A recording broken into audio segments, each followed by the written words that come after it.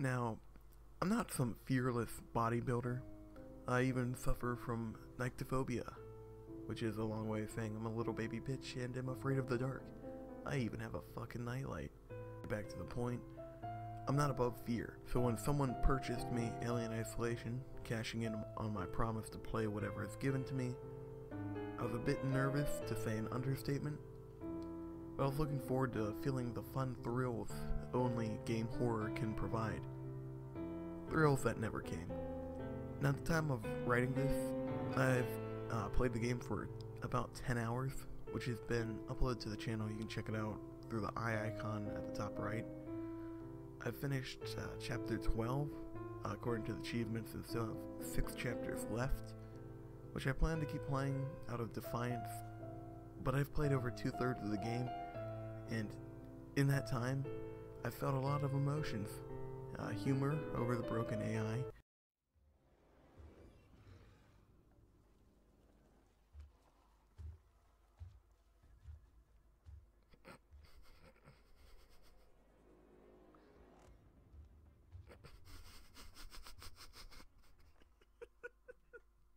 and the fact I can scream at people in the game and they will hear me.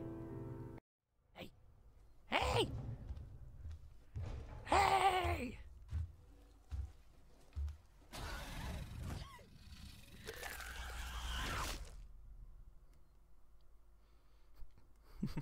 I felt intrigue over the story. Ah yes, the nest. Good to know. Oh my god.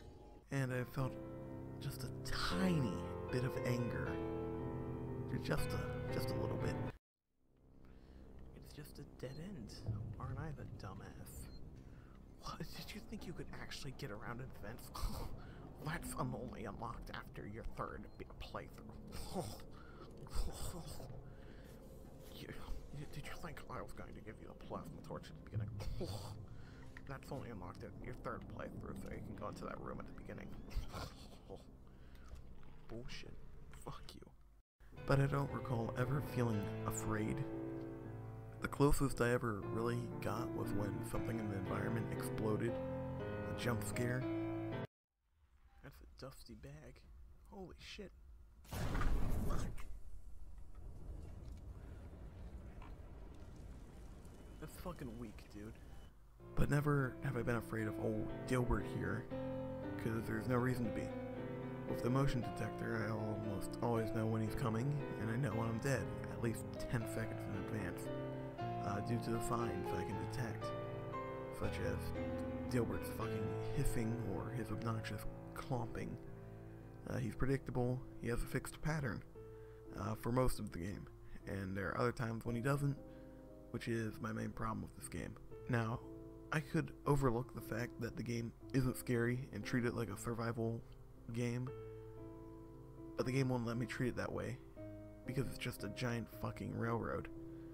The part that I hate the most has to be the section where you're supposed to sneak around this hostile group of survivors, and emphasis on sneak, because there's no other option. Seriously, you can't even stealthily take these guys out, because as soon as you attack, the alien pops out of the nearest vent and insta-kills you, and makes you have to start over. So the game just wants you to stealth around, but not stealthily take them out.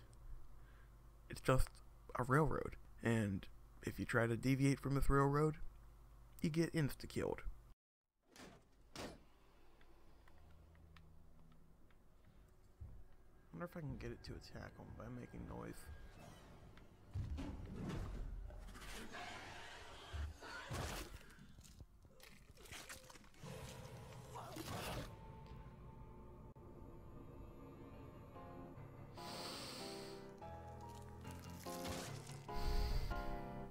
I mean, come on. The game asks, how will you survive on their Steam page? Must be a rhetorical question, because they obviously know the answer. You're gonna survive however the hell they want. And it being a railroad like this, it takes away from the randomness of what horror games should be. It makes the game predictable. And when you know something is coming, you're not gonna get scared. Now let's look at another horror game, such as anything that isn't Five Nights at Freddy's. Because seriously, anything is scarier. Layers of Fear. Story of a mad painter in a house trying to come to terms with his insanity. A game where you go down different routes with different scares. I still remember the first time I played it. I was walking into a library and a book monster jumped off a bookshelf and it scared me half to death. I had to pause the game and catch my breath for a bit. And I was on the edge for the rest of the game. It was unexpected and I didn't know what was going to happen next because the game didn't limit itself to one monster. It had options, whereas Alien Isolation has the option of Dilbert and Mr. Meeseeks.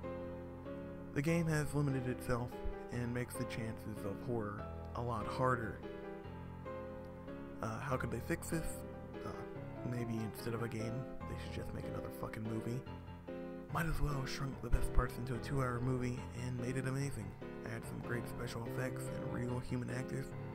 Could have been great. Instead we get Dilbert, who instills a sense of horror of, oh god, when's the last time I saved, and how much of this shit will I have to make up? But I like to end my videos on a positive note, so I'll give it this compliment. Oh my god! Oh my god! This is scared to find out a friend, boys. Oh my god! Yeah, no shit, it's scarier than this goober. Oh, that's for another day. Peace out.